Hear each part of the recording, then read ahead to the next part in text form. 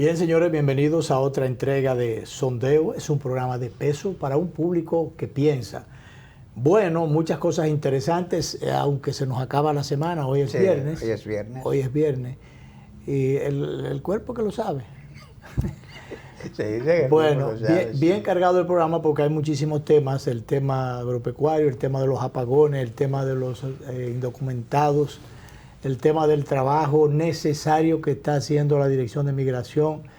Trabajo vital. Que debe profundizarse y debe ser apoyado. Debe ser apoyado moralmente y no se le puede dar largas a ese tema. El problema, y que apuren ese muro, que es la única forma de aquellos que se pusieron a querer protestar o oponerse antes de tiempo.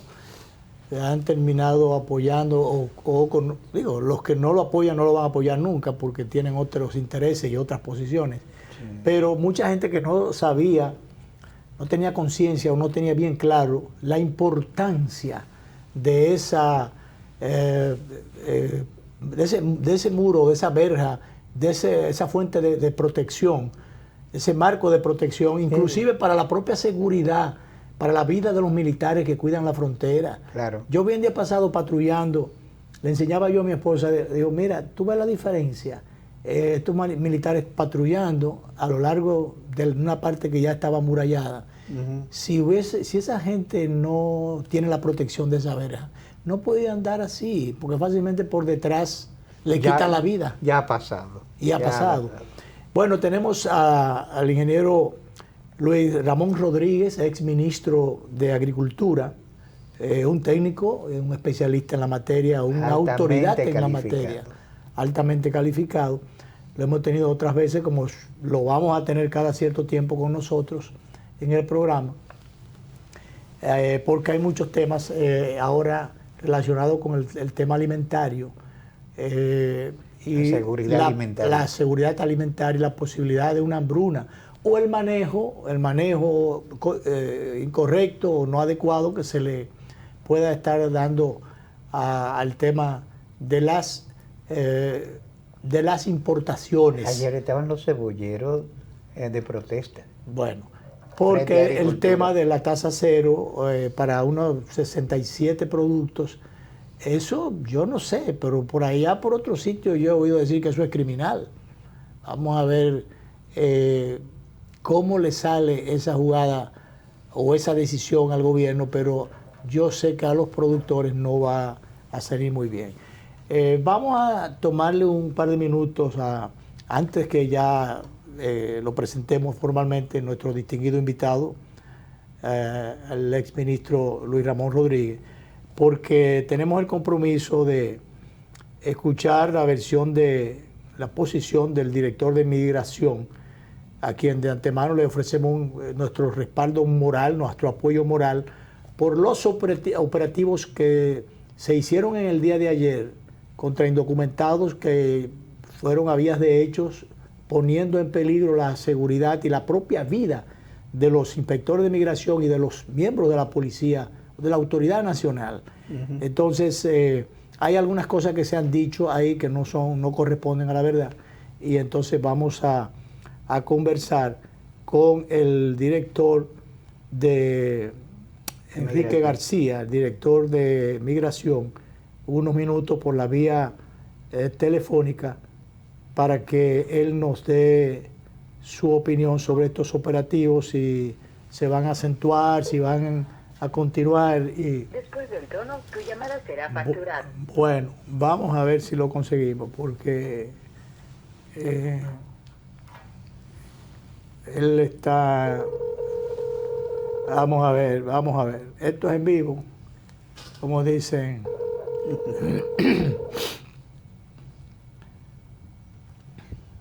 Vamos a ver. Director, Encarnación Pimentel, estamos haciendo un sondeo, llamándole, estamos en vivo ya. A propósito de los operativos llevados a cabo en el área de la ciudad Juan Bosch en el día de ayer, donde los inspectores de migración fueron recibidos y miembros de la policía fueron recibidos a bombazos, a botellazos y pedradas.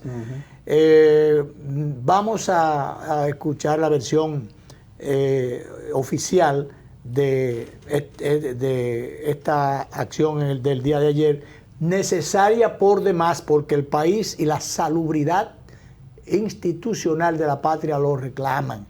Dígame, ¿cuál es la posición al día de hoy, señor director? Sí, muy buenas tardes al amigo Danilo que está por ahí, Un y saludo. a usted y a todos los amigos televidentes. Miren, nosotros siempre manifestamos nuestros comunicados o nuestras entrevistas que nosotros somos respetuosos de los derechos humanos y del debido proceso de cualquier extranjero que esté en nuestro país, pero que nunca vamos a renunciar al derecho que tenemos de determinar quiénes se encuentran en nuestro país. Y una de las responsabilidades de la Dirección General de Migración es erradicar del territorio nacional todo aquel extranjero que esté en condición de ilegalidad. Hace 2 días, una unidad de migración, como todos los días lo hace, en diferentes puntos del país, se apersonó por la ciudad Juan Bosch, como se le llama, a ese residencial, a realizar su trabajo normal. Y fue recibido por más de 60 nacionales extranjeros haitianos a piedra, a palo, botellazo, machetes en mano. Ante tal situación, el oficial que comandaba el equipo decidió replegarse. Y bueno, algunos tuvieron que salir huyendo, habían videos donde ellos le entraron a pedrada y bueno, para evitar una desgracia, Migración se replegó. Ahora, claro, en el día de ayer, en hora de la madrugada, fuimos a montar un operativo reforzado ya con las Fuerzas Armadas, el equipo SWAT y el equipo élite de contramotines de la policía, para nosotros realizar la labor que tenemos que realizar todos los días, de realizar las interdicciones y deportaciones de aquellos extranjeros que están en condición de ilegalidad. Fueron cerca de 400 personas fueron detenidas. Esas personas fueron llevadas al centro nuestro de Jaina, donde se están realizando las depuraciones correspondientes. Ya muchos han sido enviados a Haití, otros siguen la depuración. ¿Qué le llamamos depuración? Que si por cualquier razón alguno de ellos no tenía su documentación encima y están en condición de legal, y se lo lleva un familiar, se lo lleva un amigo, su pasaporte visado, su residencia, su permiso de trabajo, nosotros lo ponemos en libertad. Y ahí depuramos quiénes están legales y quiénes están ilegales. O sea, director Enrique García, y aquellos casos que se dijo en principio lamentablemente que tenían documentos y que se los llevaban, pero eso era provisional hasta depurarlo, ¿verdad?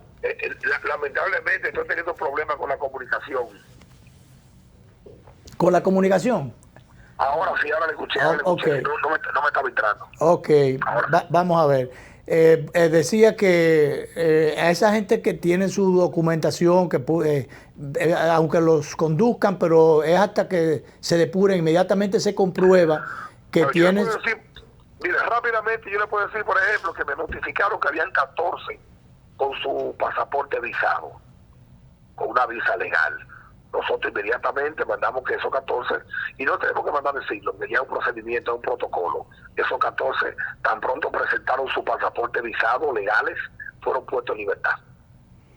Ok, y se habla de que ahí en el residencial Juan Bosch, ahí están viviendo apiñados como sardina en lata en algunos apartamentos, a veces 15 hasta 20 y pico de personas, que inclusive con la queja de la Junta de Vecinos, de los vecinos, porque esto le crea muchísimos problemas de insalubridad, de muchísimas cosas más. ¿Qué medidas se van a tomar en ese sentido? Lamentablemente. Aló. Aló, aló, aló, aló, aló. Aló, aló. Aló. Se cayó la llamada, director. Vamos a ver. Bueno. Vamos a ver si retomamos la conversación. Esto es en vivo y entonces... Después del tono, bueno, ya se complicó. Pero bueno, en esencia, agradecemos al director de Migración, Enrique García, su gentileza de por unos minutitos tomar el teléfono para aclarar la situación que se dio. Vamos a ver si intentamos ahora. Se cortó, director. Vamos a ver. Sí, termine la idea. Ando en las calles, no sé que a veces la señal en las calles se le va a uno. Ok. Adelante. Termine la idea, director. Y agradecemos de antemano su condescendencia. Le preguntaba, lo último que le preguntaba era sobre el amontonamiento de personas que hay a veces en un apartamento, y hay la queja de los vecinos de que eso es insaludable, eso es hasta peligroso para los demás residentes en el lugar. ¿Qué medidas se van a adoptar en ese sentido? Mire, nosotros nos pusimos en contacto con la Junta de Vecinos de allá, y para la próxima semana la estamos convocando a una reunión, porque hay cosas y hay cosas. Por ejemplo, si una persona extranjera alquila un apartamento legal y es un ciudadano legal, y él lleva después 10 más legales, nosotros no podemos hacer nada. Ya en eso se tiene que meter el propietario, si el propietario alquila una vivienda familiar. Y la Junta de Vecinos que tiene reglas de convivencia. Exactamente. Sí. Ahora nosotros vamos a atacar todos los que sean ilegales que estén viviendo allí. Claro. Bueno, si ellos están alquilados allí, están ilegales, bueno, hay que buscarlos todos, se los llevan juntos y se resuelto el problema. Exacto. Si son ilegales, nos van a tener nosotros de aliados para nosotros mantenernos todo el tiempo vigilantes de la buena convivencia. Y los operativos van a seguir, ¿verdad? Constantemente. Bueno, director, el apoyo... Entender que tienen que respetar la guerra, tienen que respetar las leyes en República Dominicana. Así es, director, el apoyo moral de nuestro medio, de nuestra persona, de todo nuestro contorno hacia el trabajo y el esfuerzo que se está haciendo. Sabemos que una... Mire, 30 segundos. Muchas gracias por su apoyo, pero queremos ese apoyo de la ciudadanía en general. La ciudadanía tiene que entender que no le deben alquilar a extranjeros que estén en condiciones ilegales en República Dominicana. Sí. Esto es una lucha de todos. Así es. Esto no es una lucha solamente de migración. Así es. Le felicitamos, director, por su trabajo. Adelante. Muy bien. Bueno, gracias. Pues bien, vamos entonces con la anuencia de nuestro invitado. Vamos a comerciales, director, porque si quita los comerciales, entonces el programa hay que cerrarlo. Y entonces de allá para acá entramos con nuestro invitado, el ingeniero Luis Ramón Rodríguez, ex ministro de Agricultura. Vamos a hablar del campo, visto desde la ciudad.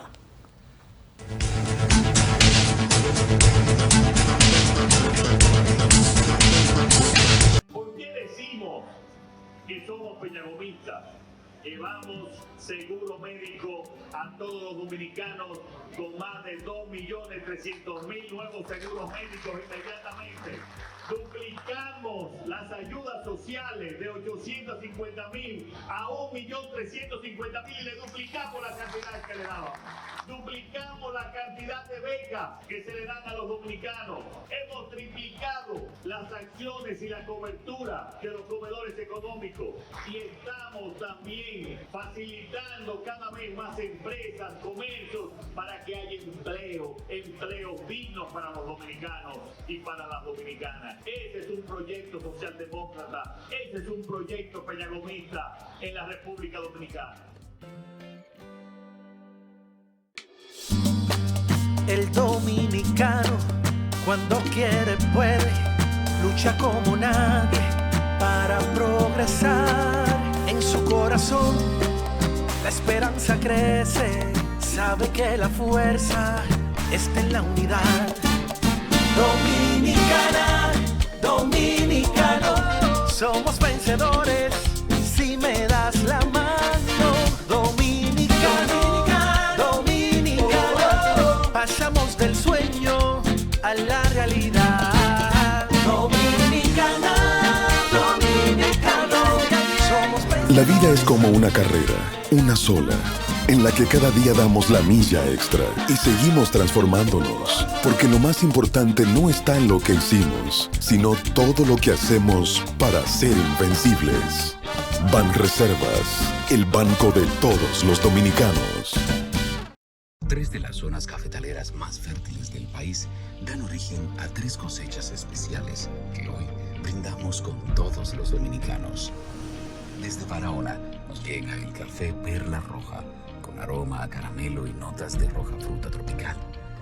Rancho Arriba nos brinda el café Suardí, con con aroma a chocolate, nueces, especias y tonos florales.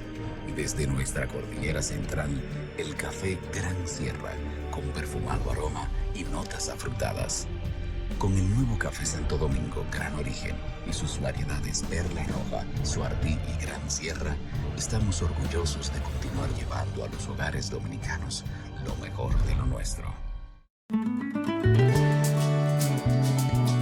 Si lo quieres intentar y te quieres liberar, una frase te diré: solo se vive una vez.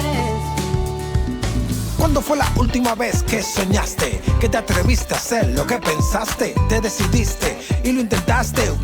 Y qué bien cuando lo lograste. Si me detengo a calcular, a planificar, ahora es tiempo de empezar. Sé que lo puedo lograr, mi sueño puedo realizar con el Banco Popular. Solo se vive una vez. Siempre a tu lado estaré. Banco Popular, a tu lado siempre. San Cristóbal y Baní, esa la hicimos nosotros. Si usted llega al 15 de Azua y sube a San Juan de la Maguana, eso lo hicimos nosotros. La carretera de San Juan a Barahona la hicimos nosotros. Si usted coge por el este, la autovía del este, desde la capital hasta Punta Cana, esa la hicimos nosotros. Si coge desde la capital hasta Nagua, o si lo hace hacia Samaná, eso también lo hicimos nosotros. La República fue rehecha por nosotros. Llegamos con 20.000 millones de dólares como Producto Interno Bruto y terminamos con 65.000 en tiempos de crisis. En tiempos de crisis le aumentamos a la capacidad de generación de riqueza del país 47.000 millones de dólares en 8 años.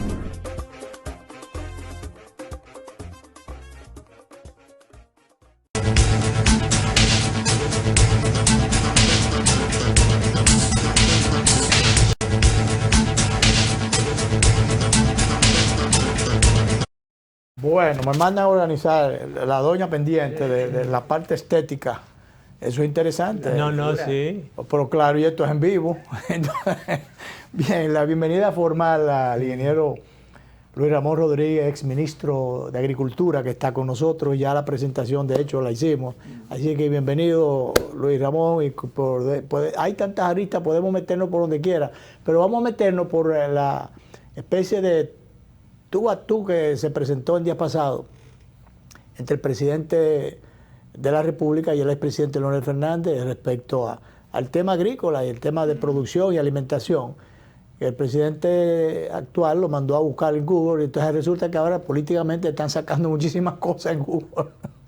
Yo no sé a quién le ha favorecido la polémica, pero escribiste un artículo interesante donde incluso refieres varios temas y varias fallas o falencias que hubo durante algunos gobiernos pasados y que por tanto los errores no son atribuibles al expresidente Fernández, sino a otros.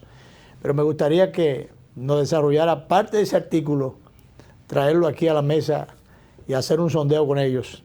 Bienvenido. Bien, muchísimas gracias. Buenas tardes, Luis. Buenas tardes, Danilo, y al público televidente de Sondeo. Mire, eso es bíblico. Buscad y encontraréis, ¿no? Entonces no mande que la gente busque, porque van a encontrar y a lo mejor lo que encuentra le va a gustar. Pero sí, yo pienso que cuando el presidente y el ministro se refirieron a algunas de las falencias que ellos de alguna manera atribuían a los gobiernos del presidente Fernández, le faltaba mucha información. Yo sé que en política a veces tú dices lo que sea, pero para tú tener credibilidad, lo que sea debe estar avalado por los números. Por ejemplo, sustento. Que eso que lo que te sirve de sostén. Por ejemplo, si tú tomas los últimos 8 años de gobierno del presidente Fernández, desde el año 2005, que es su primer año completo de su segundo gobierno, hasta el 2012 incluido, el crecimiento interanual del Producto Interno Bruto Agropecuario fue de 5.3%. Sin embargo, en los últimos 30 años, el crecimiento ha sido de 4%. Es decir, que durante esos 8 años el crecimiento del sector agropecuario estuvo por encima de la media, que es de un 4.1%. Si nosotros tomamos el último año del presidente Medina, el crecimiento fue de 2.8%. El primer año del presidente Luis Abinader fue de 2.6%. Y el primer trimestre, los números del Banco Central de este 2022, el sector agropecuario tan solo ha crecido un 2% en este primer trimestre. Entonces no hay comparación donde tú puedas comparar un crecimiento de 1.8 a 2 frente a un crecimiento de 5.3.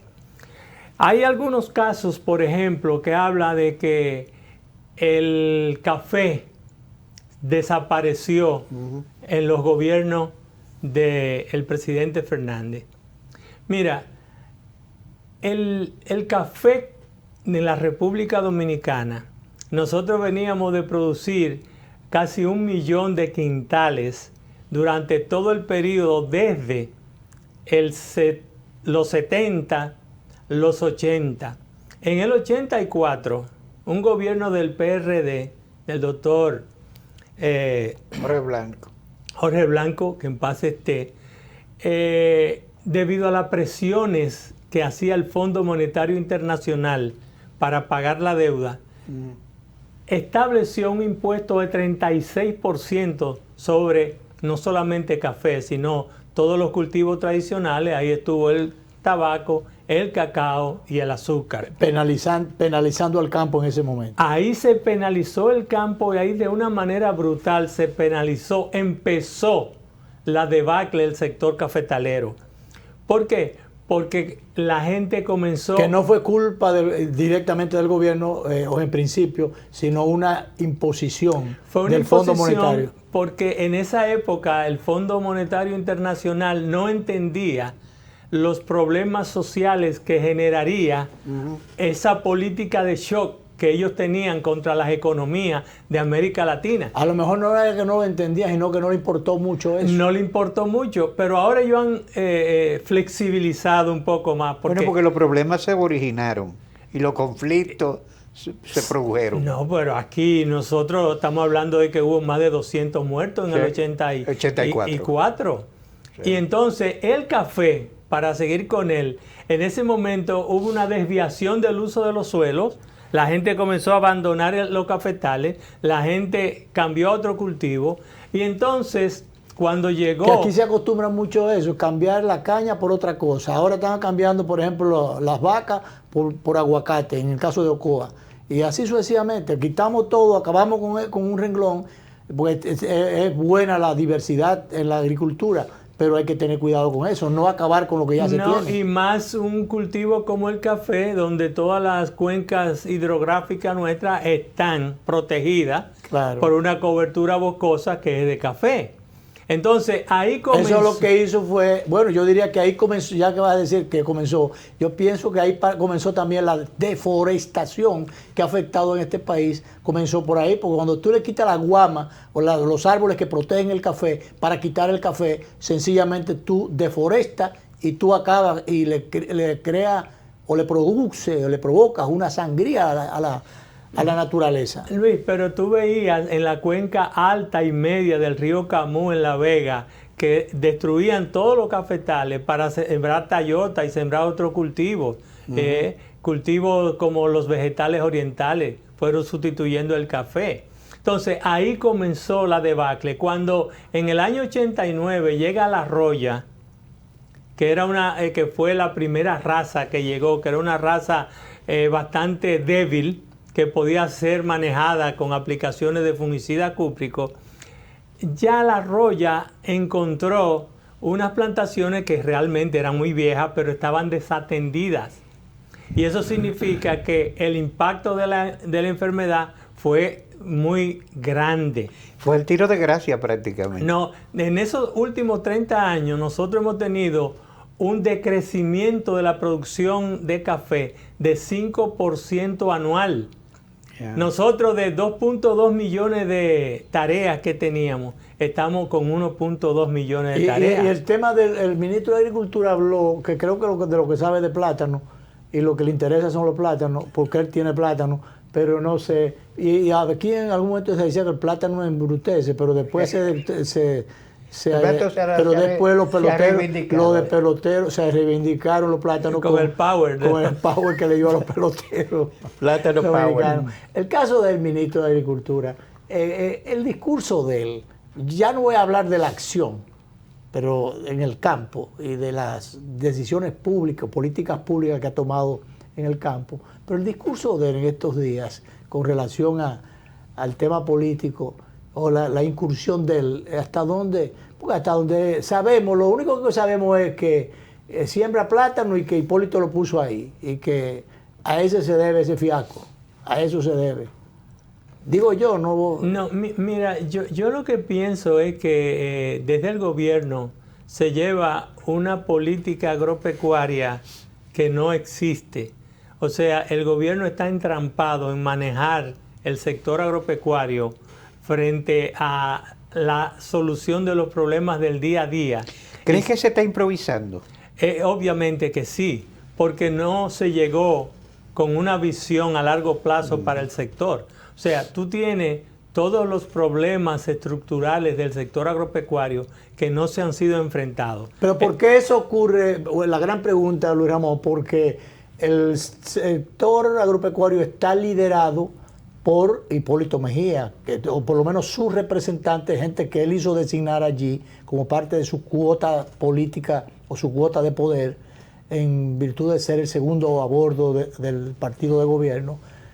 Todas son gentes de su sector, entonces lo que ellos no sepan por lo menos se lo pudiera sugerir Hipólito Mejía, que en su momento fue exitoso como ministro de Agricultura.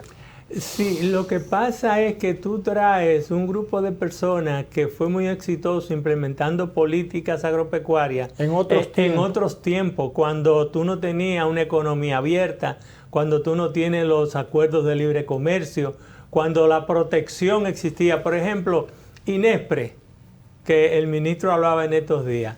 INESPRE, desde el año 2006, que nosotros hicimos un estudio con 3 expertos internacionales, es una institución que debe ser cerrada porque hace tiempo. Pero ya no tiene razón de ser. Perdió sentido. Fue diseñada para una época, en los años 60. Para estabilizar los precios. Y cuando el modelo económico era sustitución de importaciones. Ajá. Entonces el Estado tenía el monopolio de la comercialización de todos los agroalimentos.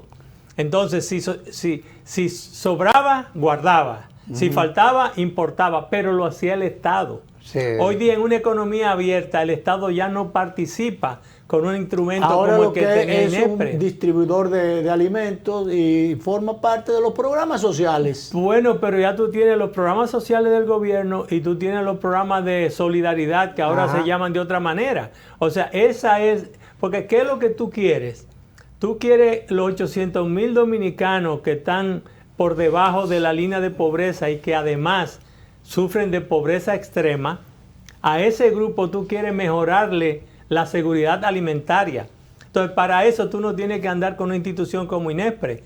Para eso tú tienes la tarjeta de solidaridad, o no sé cómo se llama ahora. O para ayudar a los pobres, a determinados sectores con programas sociales, tú no tienes que quebrar a los otros. Por ejemplo, para distribuir huevos y qué sé yo, exportar cebolla, tú no tienes que quebrar a los cebolleros o a los productores de ajo, importando cosas e inundando el mercado. Bueno, ayer decían los cebolleros eso y se quejaban que han pedido 6 citas con el ministro y no se la han concedido ninguna vez. Pero es que también hay una fórmula y es, como tú hablabas ahorita, desde el ministerio se ha tratado de premiar a personas que de alguna manera tienen conexiones políticas. Por ejemplo, en la producción de huevos. Nosotros producíamos 200 millones de huevos al mes, más o menos con 90,000 reproductoras livianas, que son las mamás de la pollita que producen los huevos. Pero de buenas a primeras se han dado permisos para traer casi 26,000 adicionales. Entonces ahora la producción de huevos salta a 240, 250 millones de huevos al mes. Entonces los precios se deprimen ante un momento en que los productores están enfrentando costos crecientes. Entonces tú tienes un huevo que te cuesta 4 y pico y entonces tienes que venderlo a 3. Entonces viene el gobierno y dice, bueno, te lo voy a comprar a 5 para venderlo a 3.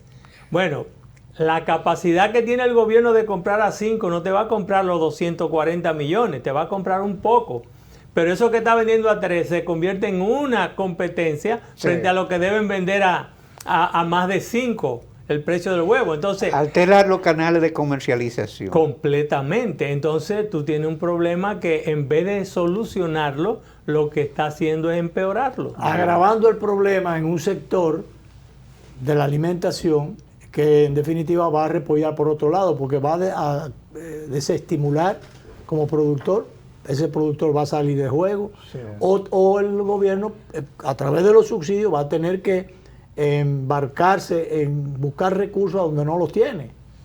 No, y hay veces que, por ejemplo, desde el punto de vista, digamos, de la buena fe, cojamos los subsidios. El subsidio a los fertilizantes es bueno, pero no tiene gran impacto, porque cuando un saco de abono se te multiplica por 3 y entonces el gobierno te subsidia el 10%, algo que te costaba 1,000 pesos, ahora vale casi 3,000. 2,000 y pico. Y entonces te va a dar 2,700. Claro. Oye, de 1,000 a 2,700, no importa cuánto, si te subsidian el 10 o el 20, todavía... Como quiera va a ser caro. Exactamente. Y el que lo compra, que no es subsidiado, como yo, que produzco unos aguacaticos ahí y compré a 2,000 y pico el saco de abono que tú comprabas a 1,000, es un gran problema. Sí. Eso es así. Vamos a abonar el tiempo, Luis, vamos a subir con la última pausa, señor director, y volvemos ya con nuestro distinguido invitado, el ex ministro de Agricultura, Luis Ramón Rodríguez, está con nosotros en el día de hoy. Pausamos.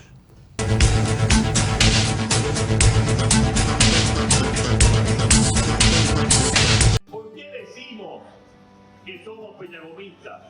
Llevamos seguro médico a todos los dominicanos con más de 2.300.000 nuevos seguros médicos inmediatamente. Duplicamos las ayudas sociales de 850.000 a 1.350.000 y le duplicamos la cantidad que le daban. Duplicamos la cantidad de becas que se le dan a los dominicanos. Hemos triplicado las acciones y la cobertura de los comedores económicos. Y estamos también facilitando cada vez más empresas, comercios, para que haya empleos dignos para los dominicanos y para las dominicanas. Ese es un proyecto socialdemócrata, ese es un proyecto peñagomista en la República Dominicana. El dominicano, cuando quiere, puede, lucha como nadie para progresar. En su corazón, la esperanza crece, sabe que la fuerza está en la unidad. Dominicana, dominicano, somos vencedores si me das la mano.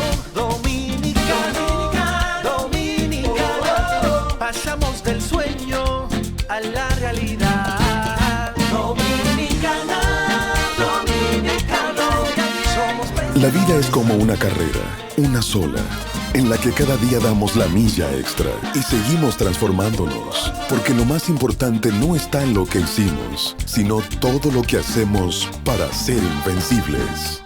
Banreservas, el banco de todos los dominicanos. Si lo quieres intentar y te quieres liberar, una frase te diré: solo se vive una vez. Enciende tu corazón, sí. Arranca con emoción. Esta musiquita por tus pies. Ay, sí. Prepárate para lograr todo lo que quieres hacer. En 1, 2, 3, caramba. Busca tu motivación, que caramba. Hazlo todo con pasión, que caramba. Solo se vive una vez.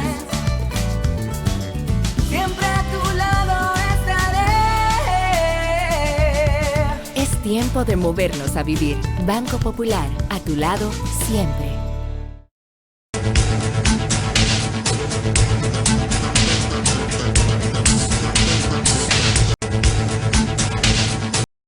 El sector agropecuario, el tema agropecuario y alimentario es bastante amplio.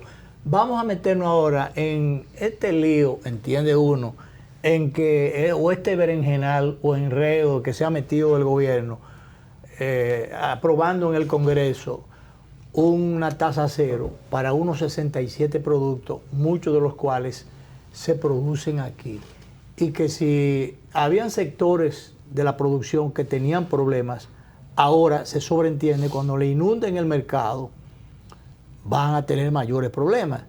¿Cuál es tu posición con respecto a eso? ¿Y hasta dónde fue una política no adecuada, para no decir desacertada, que el Congreso aprobara esa bendita tasa cero, que comenzaron a defenderla desde el gobierno, pero que desde la oposición, no solo Leonel Fernández, muchos otros le dijeron, no se metan, no toquen esa tecla, que van a desvencijar a los productores?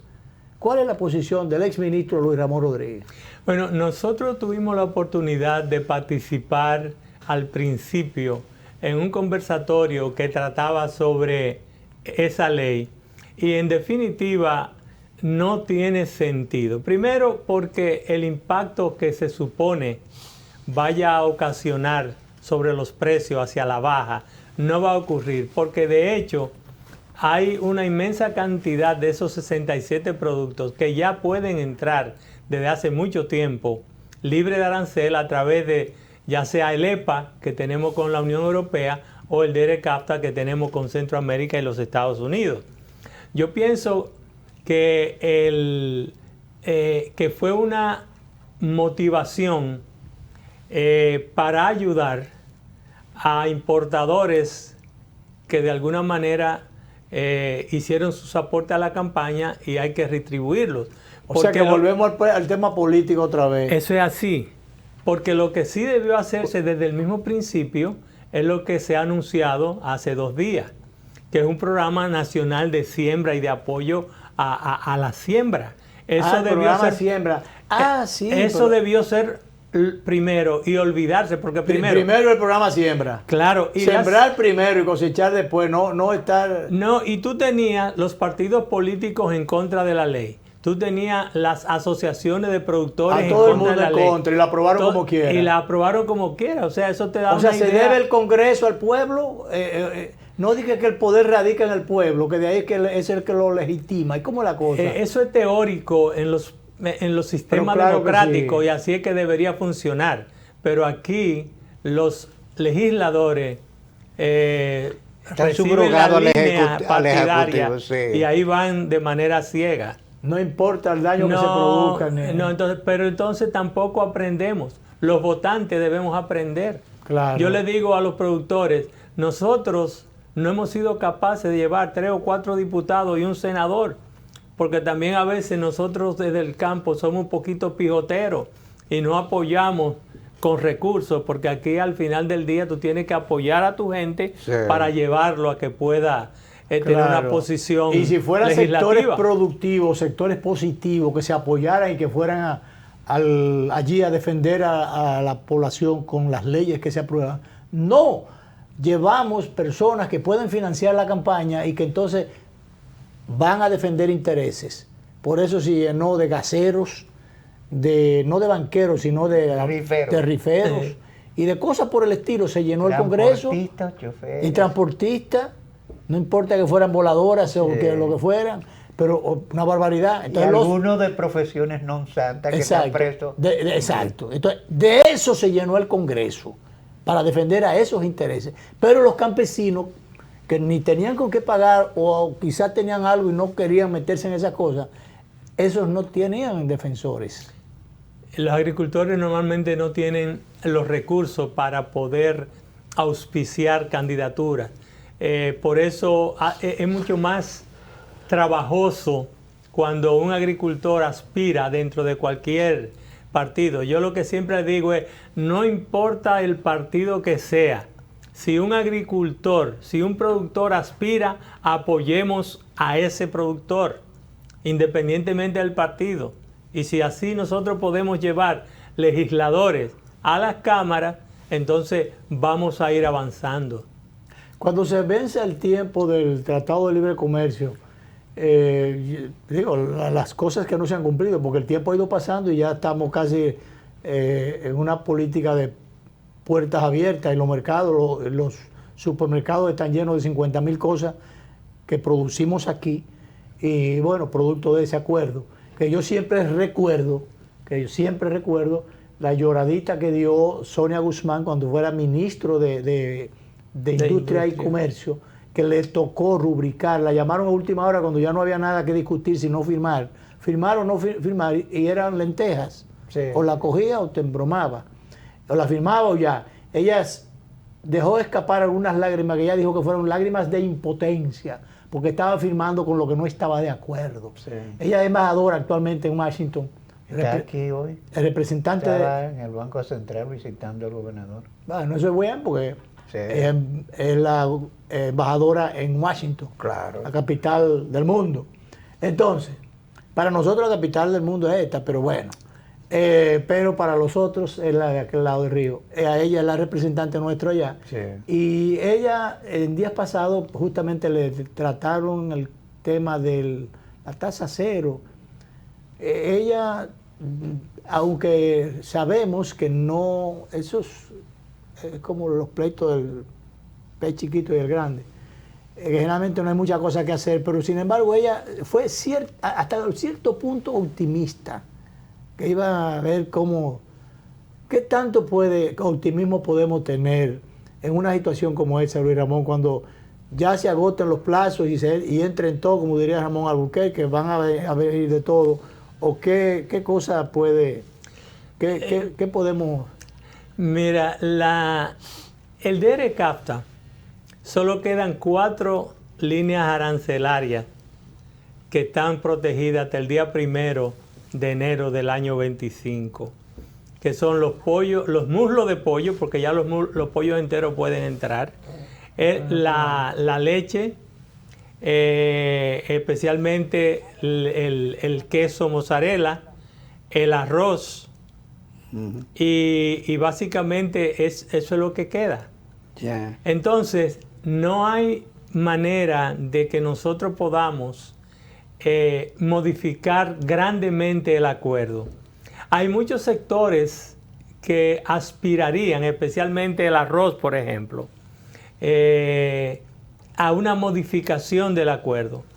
Pero lo que ocurre es que una vez tú comienzas a modificar para un sector, hay otros sectores que también se sienten desprotegidos, sí, y van a aspirar a que también le ayuden. Entonces tú destapas una caja de Pandora.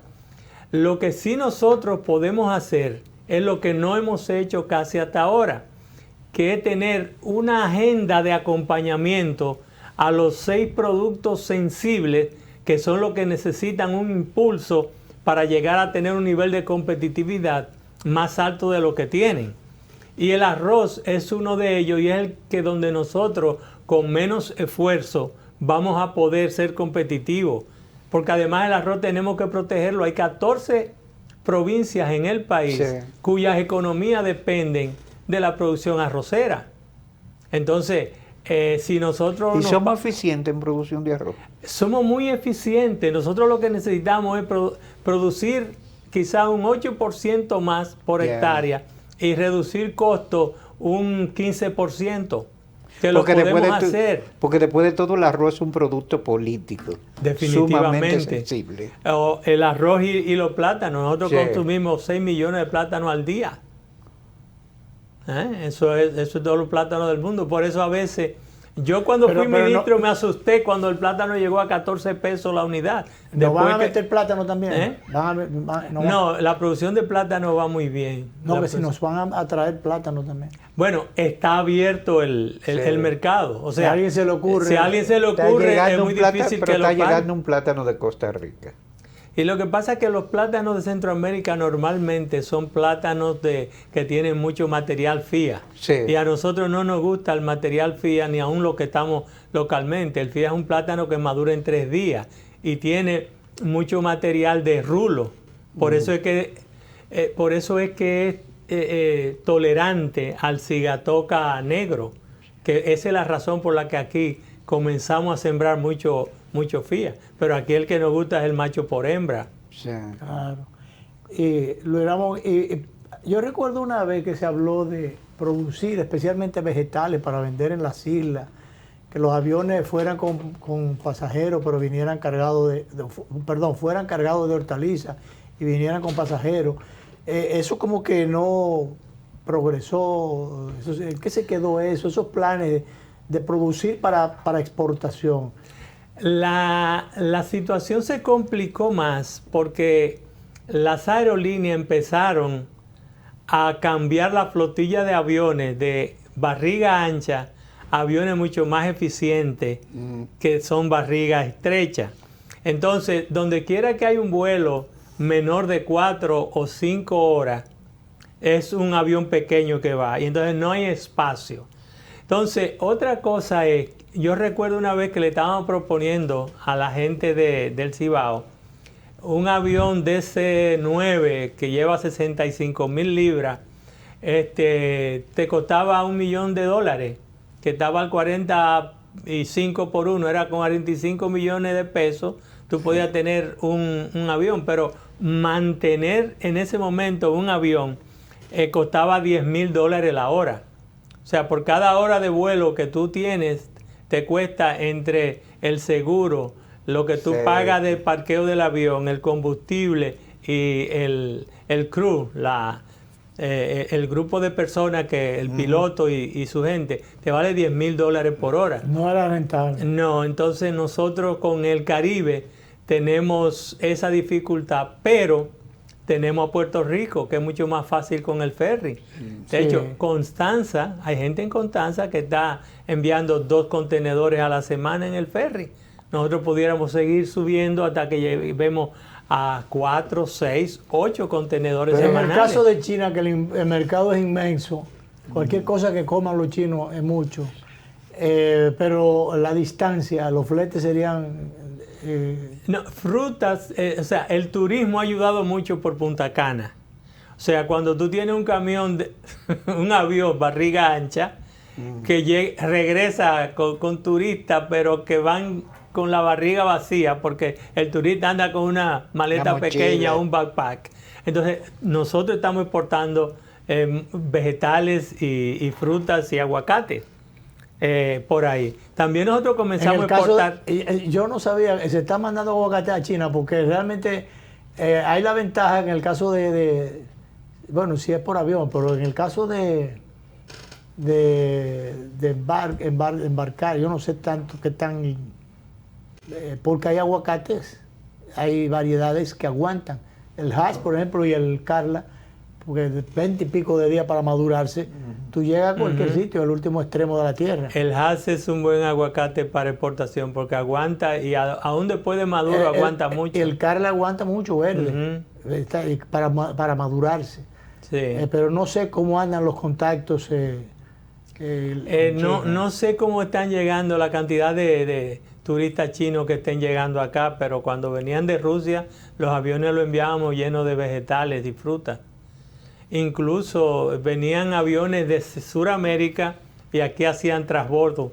Para muchos de los productos de Sudamérica se iban en los aviones. Ahora también. tenemos problemas en el caso de Rusia, que había gran parte, bueno, más de un 10% de los turistas eran de Rusia y de Ucrania. Ahora los dos lugares en guerra, en conflicto, eso es un problema para nosotros. Cierto. Allá, por ejemplo, me consta, el embajador Hans ha hecho un trabajo tremendo de promoción del turismo, contactos y esa dinámica que se advertía hasta días apenas antes de la guerra, la confrontación que tiene Rusia y Ucrania. Estaban llenos los resorts de turistas rusos o de Ucrania. Sí. Entonces sí. eso... Y de hecho el turismo aquí es un gran mercado para el sector agropecuario. Nosotros vendemos más de $500 millones localmente a los resorts y los hoteles y los bares. de comida, o sea, sin contar con las bebidas que van aparte. Que por cierto, hablando de guerra y las consecuencias que pueda esto acarrear, esto puede empujar a una hambruna si nosotros no comenzamos a sembrar y a prepararnos temprano. La idea de sembrar es buena y hay que poner la acción detrás de la palabra, porque tanto la FAO como el Programa Mundial de Alimentación, la ONU, han dado algunas voces de alerta, porque es que no es solamente que no haya producción, es que los países que la tengan la acaparen para ellos mismos. Hoy día ya hay 23 países que han prohibido las exportaciones de agroalimentos. Y eso significa que aunque tú quieras importar, no vas a encontrar de dónde tú vas a Entonces hay que producir tú tienes que lo que uno va producir. a necesitar como país. Eso es correcto. Entonces, por eso yo veo que es correctísima la decisión de apoyar un programa masivo de siembra, pero tiene que ser real y verdadero, porque me dice, voy a sembrar 120,000 tareas de la Cruz de Manzanillo. La Cruz de Manzanillo no tiene 120,000 tareas, la Cruz de Manzanillo tiene 54,000 tareas que son capaces de ponerse a producir, de las cuales solamente se está sembrando entre 9 y 10,000 tareas. O sea que pudiera ser 40,000 tareas adicionales, pero no 120,000. Entonces, no me venga a decir cosas. Obviamente, mucha gente no lo sabe. Entonces, la gente...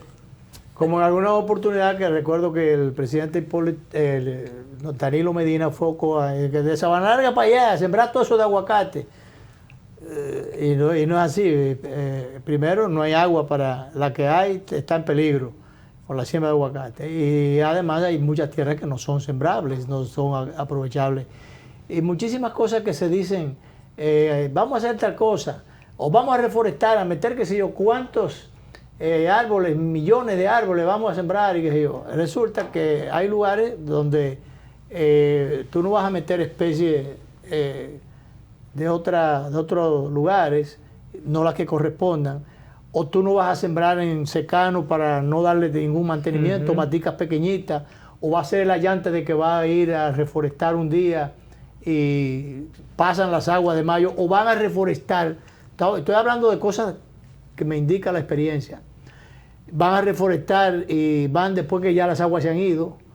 Y cosas por el estilo. O van un día y una hora y a la hora se fueron. Y todo ese tipo de cosas. Brigadas que se le pagan para reforestar y van un ratito y tú los ves a las 10 de la mañana abajo de una sombra y pican por ahí. O sea, ¿dónde está el rendimiento? ¿Dónde está el aprovechamiento? Están botando los recursos, sencillamente. Nosotros tenemos 4.500 hectáreas todos los años que se pierden de bosque debido solamente a los fuegos. 4.500. Y los programas de reforestación que llevamos a cabo ni siquiera reponen esas 4.500 hectáreas. O sea que tenemos que hacer un esfuerzo mucho más grande en ese sentido. Yo provengo de unos sectores que hicieron glorias del machepismo, el campesino, la cosa. Oye, no hay oportunidad para la gran empresa agropecuaria aquí en el país. Yo pienso que sí, y yo le decía... Porque eso no se ha intentado. Yo le digo a los agricultores, estamos mal, pero nunca habíamos estado tan bien. Y entonces dice, bueno, ¿y cómo es eso? Digo, mira, lo primero es que los problemas del sector por primera vez se están poniendo encima de la mesa. Sí.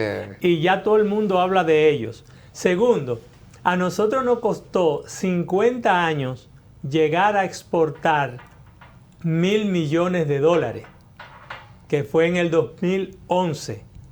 Pero ya el 2022 nosotros exportamos $3,000 millones. O sea, veníamos 50 años para llegar a 1,000 y en 10 años, del 2011 al 22, 11 años, hemos duplicado las exportaciones. Significa que hay un sector vibrante, sí. Hay mucha gente con ideas, hay muchos agricultores resilientes, dispuestos a trabajar y a producir y echar para adelante.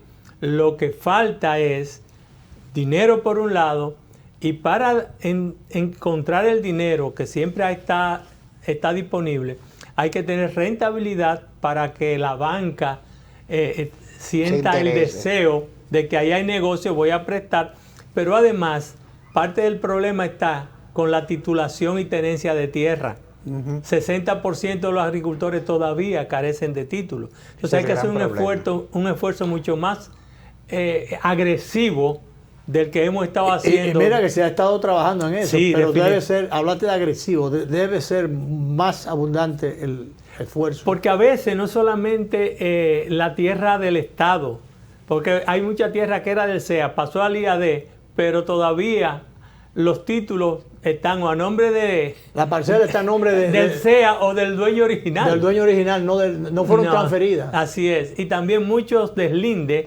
en gente que tiene herencia en tierra privada, que por razones de falta de recursos no ha podido hacer los deslindes y no puede repartir la tierra entre los herederos. Hay que dar un apoyo a esa gente para que tenga su título. Bueno, de esto seguiremos hablando, como diría el padre Abelino Fernández, porque el tema del campo, el tema alimentario es muy amplio. Veían día pasado al presidente Fernández dando una clasecita donde decía, en vez de importar los pollos y hacerle daño a los polleros, a los criadores, vamos a subsidiar entonces la materia prima para entonces que el pollo se produzca aquí, no haya que traerlo congelado de allá. Y eso cosas es correcto. Por el estilo. Pero de eso seguiremos hablando. Gracias a Luis Ramón Rodríguez por estar con nosotros, ex ministro de Agricultura, un técnico calificado, una autoridad en la materia que ha estado con nosotros. Y como cada cierto tiempo, porque de vez en cuando vaya a tener que venir por aquí a refrescarnos o a actualizarnos más bien sobre estos temas. Gracias. Vamos a repetir, como es natural, como siempre, el programa a las 12:30 de la noche por los canales 22 y 52 de Teleimpacto. Ahora nos vamos y nos volvemos a ver el lunes.